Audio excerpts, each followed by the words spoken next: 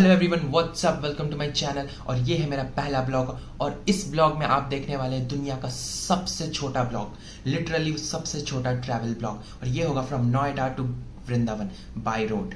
और अभी हो रहा है ब्रह्म मुहूर्त, और इसी ब्रह्म मुहूर्त में हम लोग निकलने वाले हैं राधा रमन जी और बाके बिहारी जी का दर्शन करने। So let's get started.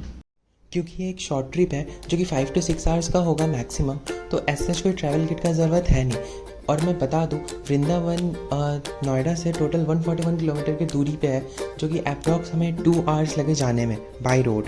क्योंकि मेरा गाड़ी भी ब्रह्म मुहूर्त पे उठा था, तो इसे एनर्जी ड्रिंक पिलाना तो जायज़ था। उसे पिलाने के बाद मुझे याद आया कि यार हाईवे रीडिंग तो बनती है, तो हाईवे रीडिंग के लिए मैंने उठाया द 5th माउंटेन। और थोड़ी ही देर इस 5वीं पहाड़ वाली किताब से दोस्ती निभाने के बाद इसने मुझे बाहर के नज़ारों के साथ घुलने में मजबूर किया। और मुझे ये सीख दी, ज़िंदगी में जितने भी बैटल है हमें कुछ ना कुछ तो सिखाती ही है, भले वी लूज़ इट।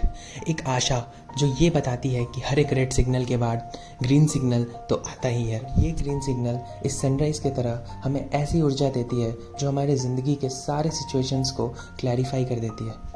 और इतने सारे क्लैरिफिकेशन मोटिवेशन के बाद हमने सोचा अपने माइंड को क्लैरिफाई करने का, और इसलिए हम निकल गए मैंडेटरी लिक्विड पीने। और ये पीने के बाद हमने अगला स्टॉपेज सीधा लिया वृंदावन का।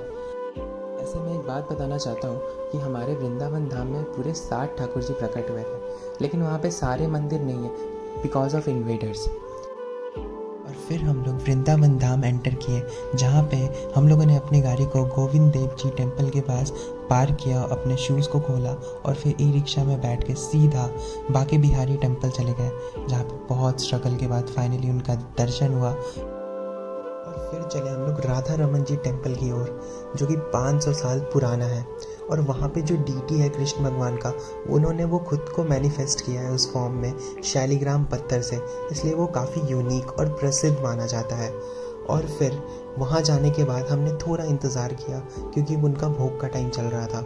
लेकिन एक चीज़ की गारंटी है, जब उनका दर्शन का टाइम हुआ और वो जो राधा राधा राधा चल रहा था ना, उससे जो गूज़बम्प आ रहा था वो नेक्स्ट लेवल था। और उनका दर्शन के बाद ऐसा लगा कि आई वॉज ब्लेस्ड। फिर हमने कीर्तन को एंजॉय किया, और उस कीर्तन एंजॉयमेंट के बाद हम चले पेट पूजा करने, जहाँ हमने खाया हींग कचौरी। और इसके बाद यहाँ की लस्सी, जिसका प्लान मैंने वृंदावन आने से पहले ही बना लिया था।